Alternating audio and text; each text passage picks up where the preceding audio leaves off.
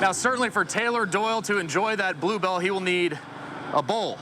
This is not the bowl that Taylor Doyle wants the most, though. For Texas to assure themselves a bowl game, they would need wins tonight over Texas Tech and again next week against Baylor. Now, you'll notice this bowl is cracked, but not broken. A loss to Texas Tech tonight, though, and this bowl would shatter. That boy is so country, it's not even funny. It doesn't get more country than naming your offensive plays after the Andy Griffith Show, but seriously, no Opie? Oh, that's pretty good. Pretty good. Thought y'all would join in. Nice. Walt's getting ready to have a chance to win a car. We'll let you know at 6 if he did that. Are you going to win it? I'm going to give him my best shot. I think I'm going to win it. Okay. Good luck. I want to get you wet, though. Okay, well, here's the thing. I've lost the Ice Bucket Challenge only 3 times out of 12 groups today, and I'm getting ready to lose it a 4th because I just lost. Nice. Hema, that's how this works. It has not been a fun day those 4 times, so Walt that's how it definitely goes. got you I'll send wet it back there, to Bob. You. See you at 6. That's good. With no conscience and no remorse, the Cowboys opted not to discipline number 76 today. No conscience, no remorse, just like number 76 himself. Quote, "It's the most awesome period of my life, man. I'm a Dallas Cowboy," end quote. Sounds like every kid's dream to say that in an interview, doesn't it? Well, it's time to disable the dream because the Cowboys are enabling the nightmare. If you don't already know, in May of last year, 76 threw his then-girlfriend onto a couch full of assault rifles and choked her. 2 months later, found guilty. 7 months later, upon appeal, the victim no-showed in court and the case fell apart. The Cowboys then enabled because that's their MO. He threw his girlfriend onto a couch of assault rifles.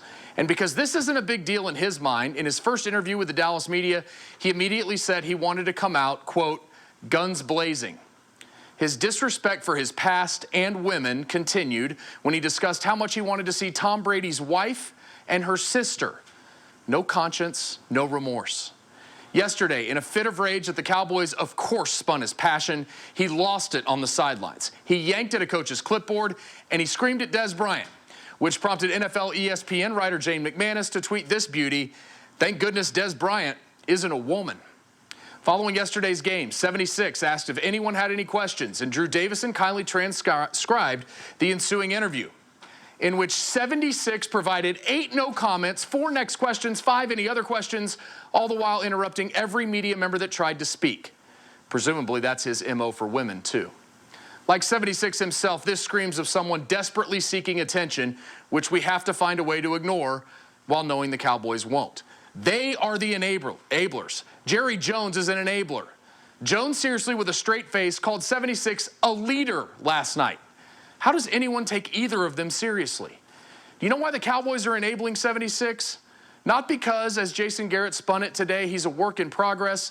It's because in 2 games, 76 sacked the quarterback 3 times. And the Cowboys are 2-4, and they need wins. It's just too simple to stand here and demand that the Cowboys cut 76. It's just too simple to stand here and demand that 76 never play another down in the NFL. He'd find a home thanks to that talent. The Cowboys, though, must do something, or it's only going to get worse. That's all very obvious. What's not simple is actually doing something to create more awareness.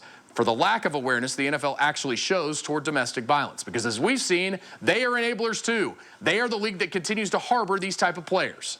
Today is October 26th, 5 days to go in Domestic Violence Month. What can we do to create said awareness? I'm literally asking, what can we do? At what point is the environment of football creating more harm than benefit for 76 and everyone like him?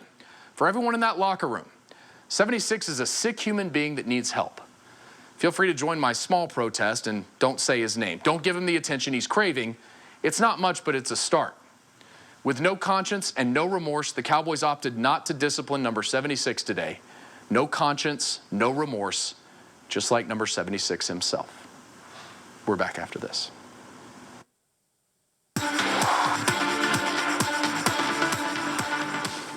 Isn't it glorious? The anticipation yesterday all day was very high for the Longhorns, but in just 6 short minutes, they found out they are in against Butler. With the matchup, obviously, will come the puns. Everyone excited to somehow use the phrase, the Butler did it. But am I the only one who hears Butler and thinks Benson? I mean, had the great Robert Guillaume played for Butler, now we're on to something. Obviously, at 5'10", he probably would have played point guard, but Before we completely go off the rails, that's a whole different story. Should Texas slip past, as they go into the Midwest region, should Texas slip past Bensonless Butler, the Horns would likely face Notre Dame, the Fighting Irish, the 3 seed here in the Midwest. Obviously a very good basketball team. UT's lone senior woke up at 5 a.m. yesterday. There, we got Notre Dame through.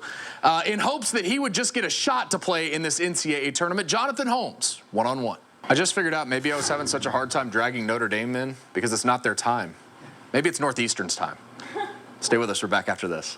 San Antonio police released TCU quarterback Trayvon Boykin on $5,000 bail this morning after charging him with a third-degree felony. Gary Patterson suspended Boykin for Saturday's Alamo Bowl matchup with Oregon. Boykin is a senior and will not play in his final game at TCU. While this will certainly put question marks in the minds of NFL personnel, it is also a major blow for Boykin's plans outside of football. He just graduated with a criminal justice degree with thoughts of one day becoming a police officer. Boykin's season certainly didn't go as planned as TCU lost twice and didn't get a chance at the college football playoff. The committee denied them a year ago.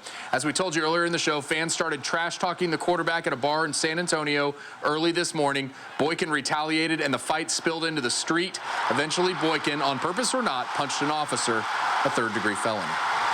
Why do you drive on a parkway and park on a driveway? Do Roman paramedics refer to IVs as fours? Which came first, the chicken or the egg? The latter is one of the great debates of all time, and that's basically where Baylor is right now. Is it the opponents they're playing, or is it their offense? Let's just take a look at the Bears compared to Texas. Different records, but look at the opponent's record. Texas opponents are 29-6. Baylor's 8-15 plus FCS Lamar. Points scored, Baylor obviously 321, more than any major conference team since 1937. Now look at the defensive ranks of the teams Baylor's played. Won 14, 17, 22, 23, and Lamar. Texas is 37 on up. So, is it the chicken or is it the egg? It's probably a combination of both. Hey, Walton Hama, you know, Texas doesn't open its season for 24 more days, but we get a snapshot of Shaka Smart's team tonight. The line to get in tonight started at Gregory Gym, ran down Speedway, all the way down to DKR Texas Memorial Stadium.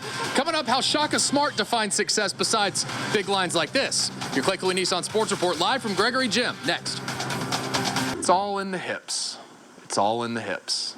Those are the words of Chubbs Peterson as he tried to ease the tension from Happy Gilmore as Gilmore played in his first golf tournament. Didn't start great for Happy, but Gilmore's finish was tremendous. When I asked Charlie Strong this morning if this has been his best week at Texas, maybe besides a vacation, he rebutted that theory. Not even trip away could compare.